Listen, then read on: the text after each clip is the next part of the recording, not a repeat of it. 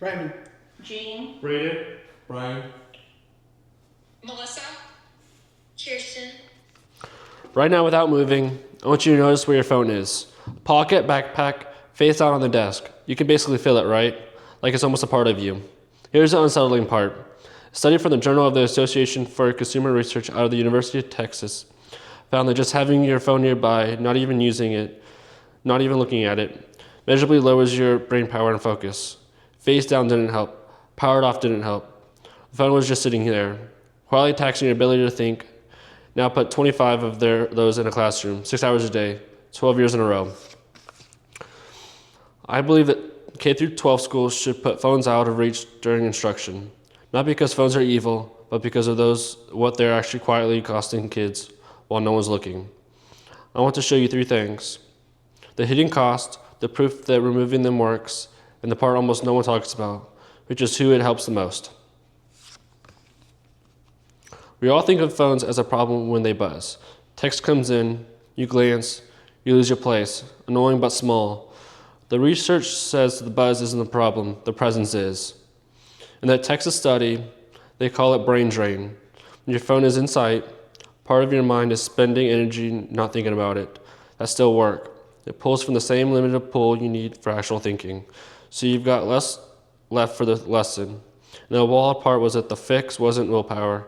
Face down, turned off, none of that mattered. The only thing that worked was distance, putting the phone in another room or completely out of sight. And this isn't the one-word study. In an article by Aaron Cates in Computer in Education, when researchers pulled 10 years of data across dozens of studies, they found the same thing.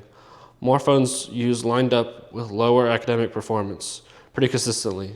Think about a hitter trying to read a pitch with someone heckling them from the dugout. He could tune it out, sure, but he's spending the effort tuning it out, and that's effort he's not spending on the pitch. The phone is in the heckler that never shuts up, every single class period. So if that's true, taking phones away should actually move the needle, and it does. Researchers from the Annenberg Institute looked at Florida schools that pulled phones out of classrooms. Test scores went up, a little the first year, and then more in the second, once it really settled in. That second year jump matters because it tells you that it isn't a fluke. It's what happens when the distraction is gone long enough for kids to build better habits. In England, researchers studied 91 schools that banned phones. The results were published in Labor Economics Volume 41. After the ban, exam scores from 16-year-olds rose by about 6.4%. The researchers put that in perspective. It's like adding an extra hour of school a week just from taking the phones away. This isn't one school getting lucky. It's the same result showing up in different countries with different students over and over again. Before I started researching the topic, I actually was against banning phones in classrooms. Here's the part that actually changed my mind on this. When you look at who benefits from a phone ban, it isn't the straight A kids who are going to be fine anyways. In that England study, the low-achieving students gained the most. For the top students, the ban already made a difference. The kids who were already struggling were the ones the phones were hurting the most. Then we got that. The rookie who's already behind, still learning the game, still figuring out the pitchers, he's the one the distraction was hurting the most because he had the least room to spare. Take the heckler away, and he's the one who climbs the fastest. So a phone ban isn't just about raising the average, it's about lifting the kids who are the furthest behind. The researchers actually said it could be the cheap way to shrink the gap between students. And that's not a small thing. That's the whole point of school. Now the fair pushback.